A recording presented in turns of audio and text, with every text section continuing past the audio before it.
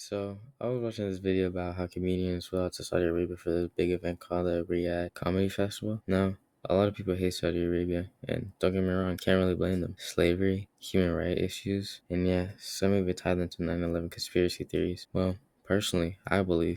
I'm not going to say what race, what people. We know I can't say that. Okay.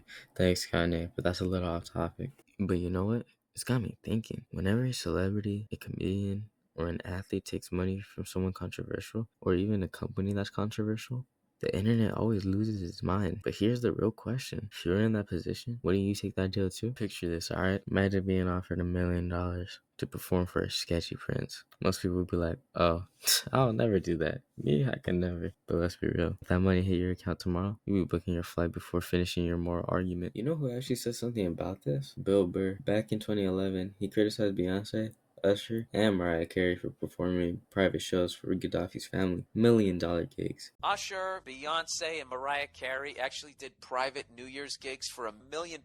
Did New Year's gigs for Gaddafi's kids. Can you believe that? How much money do you need to make? You know, you're gonna take a gig where you're gonna go dance like a goddamn clown for a mass murderer's kids, and then you take that blood money, stick it in your bank account, go buy yourself some glitter or whatever the hell you do when you're a goddamn singer, buy some more streamers to hang on your mic stand, and then when you get busted, you try to play it off like you had no idea who Gaddafi is. Fast forward a decade later, and guess who's performing in Saudi Arabia now? Yep, you guessed it, Bill Burr himself. And, well, it turns out everyone's morals have a price tag when that check clears. But let's think of it logically. If you're a comedian or even a musician that loves doing what you do, you have a strong passion for it, and someone offers $1 million for something you already love doing, and you know it's not gonna be that long, you would take that chance too. But you know, some of us don't have that chance, so that's why some of us go online and we're just bitter instead of trying to make that chance happen. And since we're thinking of it logically, this is a big win and kind of genius for Saudi Arabia. They're trying to shift its image to attract tourism and move from oil being their entire economy. They've got something called Vision 2030, a plan to build a more diverse economy with entertainment,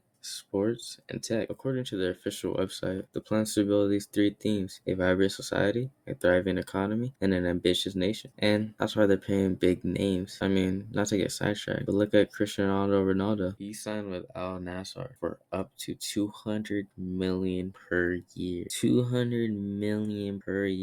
Them boys over there got some money, bro. And that's including salary and endorsement. That's crazy, dude. Some reports even push the total up to $700 million over the full deal, with bonuses, image rights, and perks no other athlete has ever seen before. So you got a country desperate to branch out, and its stars desperate to get paid. To me, it's just basic economics. Like putting 1 plus 1 together, you know it's gonna be 2. Let's talk about PIF. What's PIF? It plays a crucial role in the country's strategy known as Vision 2030. Aims to diversify the economy into sectors such as entertainment, tourism, technology, and manufacturing. And as of this year, 2025, is sitting on around 900 billion to over 1 trillion in assets. Trillion with a T, bro. We need to lock in. To put this shit into perspective, that's more than the GDP of the countries Belgium's GDP, Vietnam's GDP, and Colombia's GDP. Speaking of this massive amount of money they're sitting on, they're not just sitting on it. They acquire massive stakes in companies like Uber, Lucid Motors.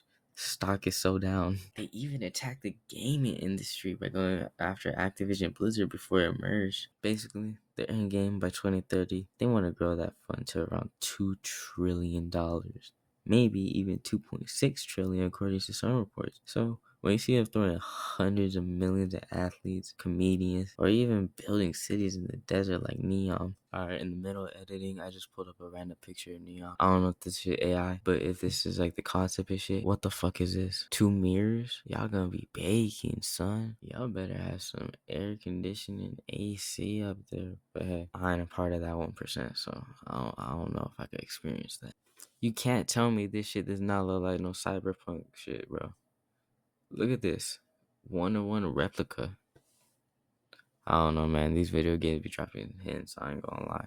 Stay tuned, bro. Tap in. Now, you probably want to talk about morality, but the crazy part, if you had the power to reshape your country and still make bank while doing it, would you really say no? Because honestly, most people wouldn't. At the end of the day, people love to talk about principles until money gets involved. Poor people always hit the rich, but if they ever got rich, they'll probably act the same way. And that's the cycle.